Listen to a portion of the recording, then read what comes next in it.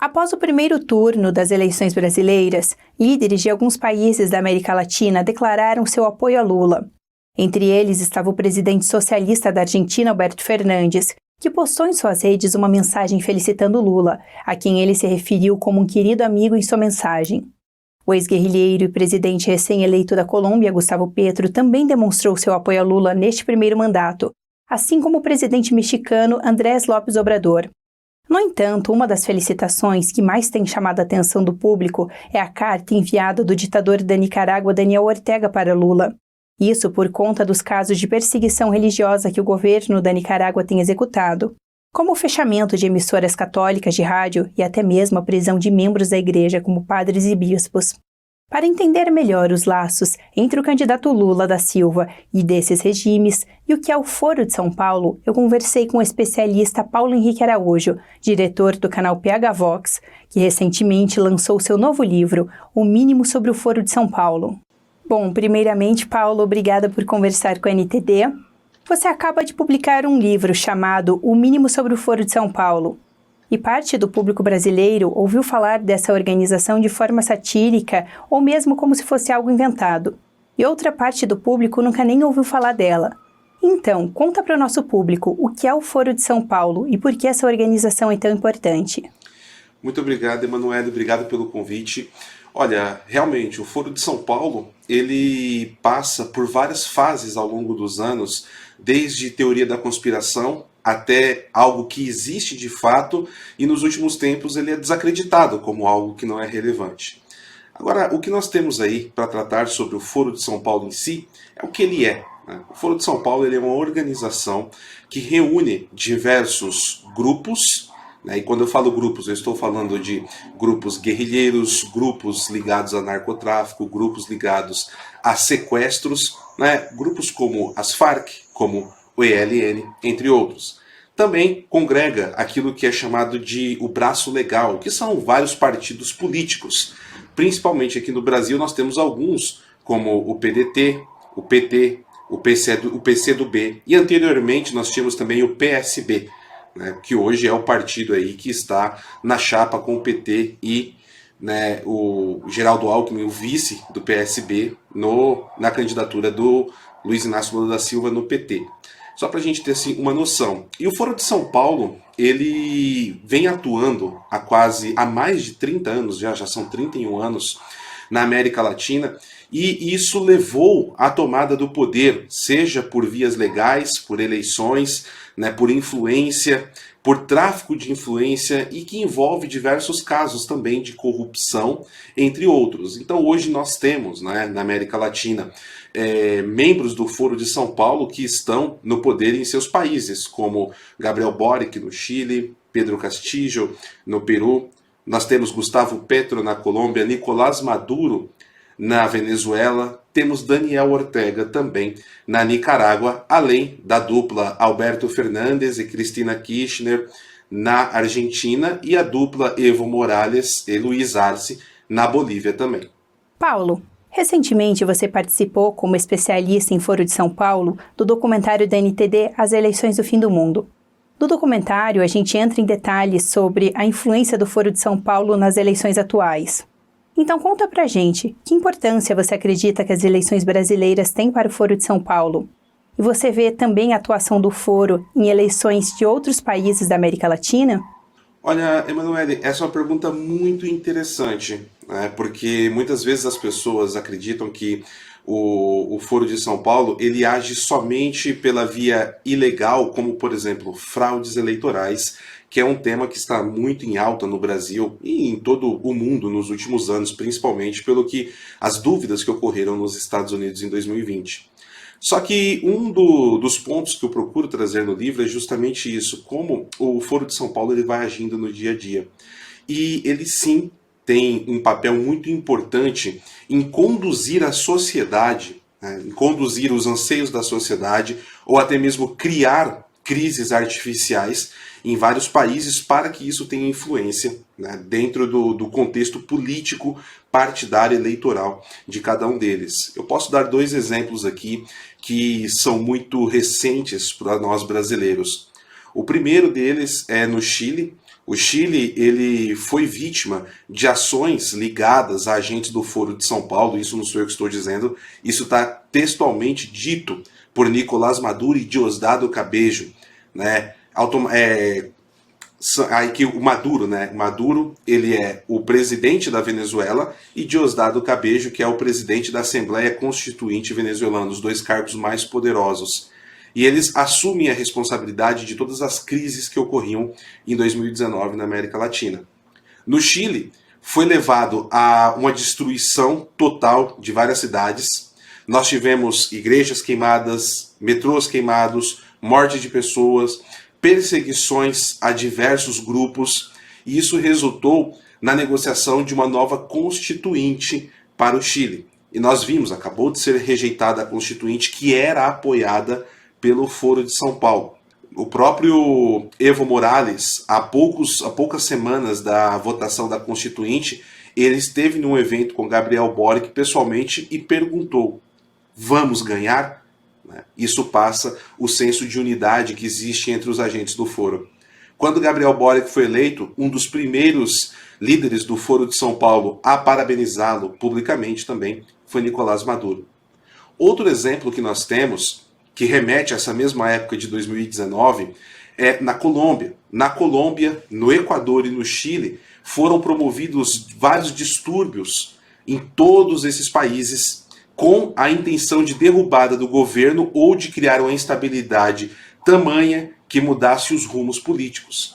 Nós tivemos a Constituição no Chile, Gabriel Boric eleito. Na Colômbia, isso levou a um descontentamento grande, mas não foi o suficiente para derrubar o presidente em 2019.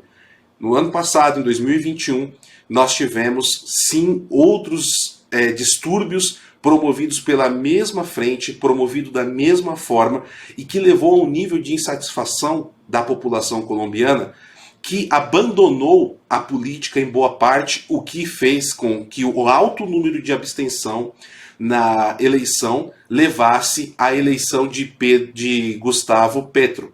Então, Gustavo Petro foi muito mais eleito pela abstenção daqueles que votavam, que sempre estavam envolvidos com a política, do que por qualquer outro tipo de coisa, né?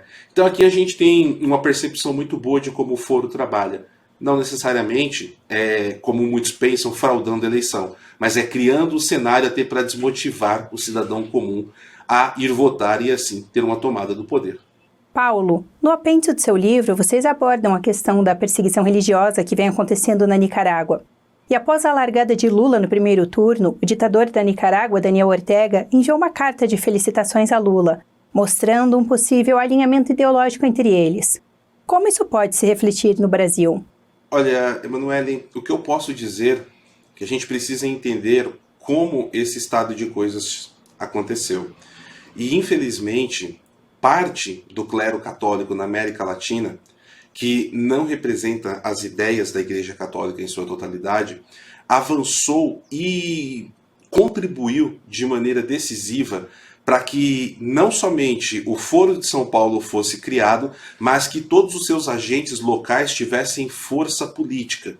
O Daniel Ortega, com a Frente Sandinista, ele chega ao poder com apoio de agentes revolucionários infiltrados na Igreja com a teologia da libertação. No Brasil, o PT ele foi praticamente criado nas sacristias do clero vermelho. Então, essa infiltração da Igreja Católica, que foi promovida entre muitas frentes, eu posso destacar aqui principalmente o próprio Frei Beto e Fidel Castro, contribuíram para esse tipo de situação.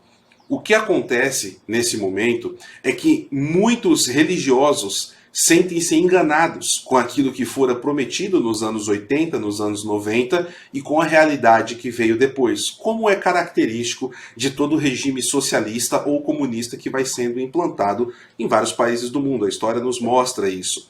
Então acontece esse mesmo movimento hoje dentro da Nicarágua. No Brasil, nós temos agora a situação do Lula eleito. Não dá para nós dizermos assim, olha, se o Lula for eleito, automaticamente ele vai perseguir as religiões. Isso não seria nem mesmo inteligente dele num primeiro momento, porque ele criaria uma revolução social que derrubaria o próprio governo dele. Agora, o que a gente pode temer, o que é uma possibilidade que a gente precisa estar atento, que numa possível eleição dele, certas vias de grupos religiosos sejam favorecidas, principalmente aquelas que coadunam com o sistema socialista, né, como parte da CNBB, toda a estrutura das comunidades eclesiais de base que existem ainda no Brasil, que foram importantes para a fundação do PT, levando aos evangélicos e protestantes como um todo. Nós temos a teologia da missão integral também, que é muito ativa. Então, pode existir, através desses grupos, uma institucionalização e perseguição dentro da hierarquia religiosa a grupos que sejam contrários. Agora, pensando a longo prazo, é muito difícil cravar, mas se nós olharmos aí o que já aconteceu na Espanha, o que já aconteceu no México, o que já aconteceu, né, em tantos outros países e agora na Nicarágua, isso é uma possibilidade a se temer.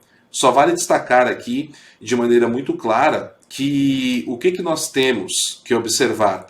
Que esse tipo de perseguição religiosa vem acontecendo, ou ataque a instituições religiosas vem acontecendo no Chile, que é governado por um membro do Foro de São Paulo. Na Bolívia, nós tivemos episódios nos últimos anos também, governado por membros do Foro de São Paulo. Nós tivemos o mesmo acontecendo na Nicarágua e na Venezuela. Na Venezuela, por exemplo, existem relatos e reportagens com entrevistas e tudo mais, que pastores que tentavam ajudar pessoas que estavam ligadas às milícias bolivarianas foram até sequestrados e obrigados a comer as páginas da Bíblia. Isso aconteceu na Venezuela e está em destaque em vários jornais na América Latina. Agora, Paulo, você estava me contando que um dos diferenciais do livro é a forma como você abordou a atuação do Foro de São Paulo. Você pode explicar para o nosso público qual foi essa abordagem e por que ela é tão importante? Perfeito. Nós temos bons materiais, eu diria até excelentes materiais, sobre o Foro de São Paulo, publicado já no Brasil, e aqui eu destaco, né, o trabalho do professor Olavo de Carvalho, póstumo, que foi lançado recentemente sobre o Foro de São Paulo, e também um livro que nós publicamos na editora PH Vox, que é O Eixo do Mal Latino-Americano e a Nova Ordem Mundial, que uma parte do livro também aborda sobre o Foro de São Paulo. A grande diferença que eu procurei trabalhar nesse livro é trazer o Foro de São Paulo para o dia a dia do cidadão comum. Porque todos esses trabalhos que nós temos, eles abordam a questão ideológica, aborda a questão do Foro de São Paulo enquanto uma organização em si, mas essa organização ela produz diretrizes. E nós não tínhamos, né, um trabalho feito de como essas diretrizes são aplicadas em cada país, quais são os agentes e, o mais importante, como acontece o tráfico de influência entre os agentes em todos esses países. Então foi um trabalho de investigação que eu fiz, né, e aqui eu preciso saudar pessoas que fizeram trabalhos importantíssimos nesse meio também, no meio jornalístico até, como o próprio Infobae da Colômbia, o pessoal do Pan Am Post, né? Aqui no Brasil nós temos o Leonardo Coutinho, que é um outro jornalista que tem muito material produzido, inclusive também tem um livro sobre o tema. Então, eu fiz um trabalho de investigação de alguns anos, trazendo a retomada do Foro de São Paulo. Porque ali em 2016, 2017, quando começa a cair vários governos de agentes do Foro de São Paulo pela América Latina, parecia que ele estava liquidado. Só que em 2019 ele retorna com muita força, após nós tivemos quase a queda do Maduro ali entre fevereiro e março, né, de 2019. Só que o Foro de São Paulo ressurge com muita força e com o apoio de 3 países muito importantes: a Rússia, principalmente, a China e o Irã. E eles foram determinantes para solidificar e restabelecer e reestabilizar também o governo de Nicolás Maduro, ou melhor dizendo, a ditadura de Nicolás Maduro, e a partir daí nós temos toda a disseminação de um caos estruturado, por mais contraditório que possa parecer essa expressão, na América Latina. Então, isso levou à situação do Chile que eu expliquei. No Peru, tivemos a destituição dos 3 poderes em 2019. Nós temos o caso do Equador, que foi o único país que eles não lograram êxito até o momento, que foi alvo de ações do Foro de São Paulo. E isso sem contar diversos escândalos que nós temos, né, como por exemplo no momento, nós estamos em campanha eleitoral e todos colocam que o Lula foi inocentado, né, ele foi inocentado de todas as acusações, inclusive a ONU. Ora, no livro o leitor ele vai encontrar vários casos de corrupção envolvendo o PT e principalmente a Lava Jato e até mesmo a Odebrecht, que levaram à prisão ou à fuga de outros ex-presidentes, agentes do Foro de São Paulo. Nós temos casos no Peru, nós temos casos no Equador, principalmente aí com o Rafael Correa, entre tantos outros, né?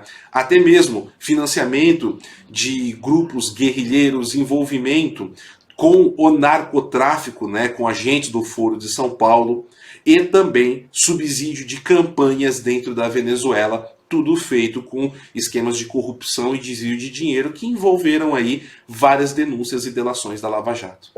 Outro tópico que eu queria abordar com você é se o Foro de São Paulo possui também laços com agentes autoritários de outros hemisférios além do nosso. Sim, com certeza. Nós podemos citar alguns, né? O governo da Venezuela, que é das peças-chave, é um dos pilares do Foro de São Paulo, ele tem ligação direta com grupos terroristas islâmicos, como o Hezbollah. O Irã é extremamente importante, pois a mando da Rússia equipa com muito armamento a própria Venezuela nesse momento. A Rússia, nós temos diversos documentos, nós temos vídeos, inclusive desse ano, de 2022, de acordos de cooperação militar sendo assinados com a Rússia, e a China é um garantidor financeiro para todo esse grupo, né, através principalmente da CELAC. A CELAC, que é uma tentativa de substituir a OEA, tirando Estados Unidos e o Canadá desse grupo de ação. Atualmente o Brasil também não está na CELAC, né? Foi uma ação aí do governo Bolsonaro em 2019 sob a tutela do ex-chanceler Ernesto Araújo, né? Como isso aconteceu. Além disso, nós temos diversos escândalos que envolvem agentes do Foro de São Paulo, como por exemplo o movimento Cinque Stelle na Itália. Em 2020, o então primeiro-ministro perdeu o seu cargo, né, porque a coalizão de governo era composta pelo movimento Cinque Stelle. E quando nós tivemos a prisão de um agente do regime venezuelano em Cabo Verde, isso levou a diversas delações. E uma das delações foi de que o governo venezuelano estava financiando o movimento Cinque Stelle através de dinheiro ilícito, entrando por malas diplomáticas dentro da Itália. Então, nós podemos ver esse nível. Outro caso é do próprio Podemos, da Espanha. O Podemos da Espanha começa como um think tank, e esse think tank ele era fomentado dentro da casa do Palácio Miraflores, na Venezuela. E dentro do Palácio Miraflores existia, próximo ao gabinete presidencial de Hugo Chávez, uma sala onde pessoas do então think tank que levaria à criação do partido Podemos na Espanha, eles eram tutelados, guiados e até financiados pelo regime venezuelano. Quando cai o regime do Evo Morales na Bolívia também, em 2019, após a fraude eleitoral que ele promoveu, nós tivemos um grande escândalo, uma grande crise envolvendo o novo governo boliviano, da Janine Áñez à época, e a embaixada espanhola, porque muitos membros do governo, podemos colocar dessa forma, de Evo Morales, foram se refugiar em embaixadas amigas dentro da Bolívia. E um grupo que não foi possível identificar com certeza, mas estava ligado ao governo espanhol, de guardas, soldados com balaclavas, né, tapando todo o rosto, muito bem armados, estavam indo para essas embaixadas para extrair esse pessoal para fora da Bolívia. Isso gerou uma crise, eles não conseguiram, foram barrados pela polícia boliviana e chegou a ter um rompimento de relações públicas entre a Bolívia nesse período e a Espanha. Só para a gente ter uma ideia dos tentáculos, da onde vai, né, a organização do Foro de São Paulo. Paulo, para finalizar, eu gostaria que você dissesse para o nosso público onde eles podem adquirir seu livro. Perfeito, eu estou até com o meu aqui, né? Ele está aqui. E ele pode ser adquirido nas principais livrarias do Brasil, sejam elas físicas ou virtuais. Ele também está disponível na livraria do próprio PH Vox, na livrariaphvox.com.br. Além disso, na Amazon, Shopee, Mercado Livre, né, e tantos outros marketplaces que nós temos, né? É um livro que está assim à disposição quase em todos os canais de venda hoje que promovem vendas de livros, né? Muito fácil de encontrar.